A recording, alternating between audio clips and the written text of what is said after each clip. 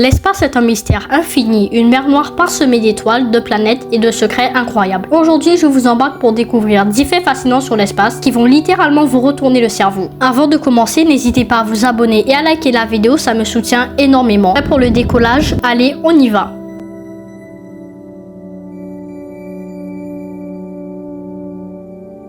Quand on pense à l'espace, on imagine un grand vide noir. Mais ce vide n'est jamais totalement vide. Même dans les zones les plus éloignées, on trouve des atomes d'hydrogène, des rayonnements électromagnétiques et même ce qu'on appelle l'énergie du vide. En fait, un seul centimètre cube d'espace peut contenir plus d'énergie que tout ce que l'humanité a jamais produit. Fou, non?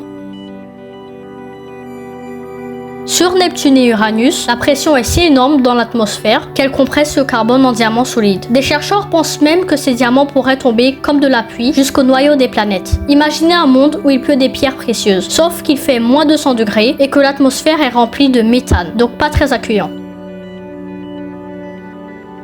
Vénus est la planète de tous les paradoxes. Elle tourne si lentement sur elle-même qu'une journée complète sur Vénus dure 243 jours terrestres. Mais elle fait le tour du Soleil en seulement 225 jours. Conclusion, sur Vénus, vous pouvez voir le Soleil se lever 2 fois pendant une seule année.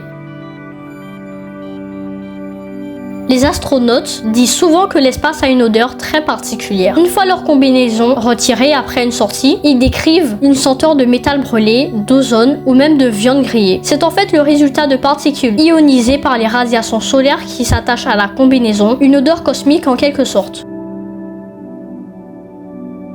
Les étoiles à neutrons sont les restes ultra denses d'étoiles mortes. Leur densité est tellement extrême qu'une cuillère de café de cette matière pèserait environ 4 milliards de tonnes. C'est plus que la masse de toutes les montagnes de l'Himalaya réunies, concentrées dans un petit cube métallique.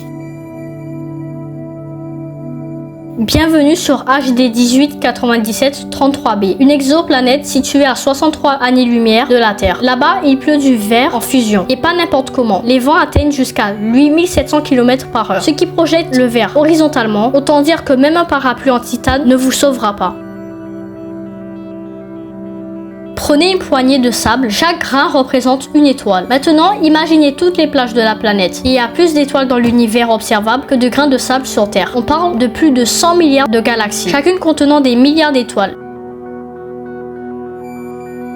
La sonde Voyager 1, lancée en 1977, est aujourd'hui l'objet fabriqué par l'homme le plus éloigné de la Terre. Elle a quitté notre système solaire et continue de voyager dans l'espace interstellaire à plus de 17 km par seconde. À son bord, un disque d'or avec des sons, des images et des messages de l'humanité, au cas où des extraterrestres tomberaient dessus un jour.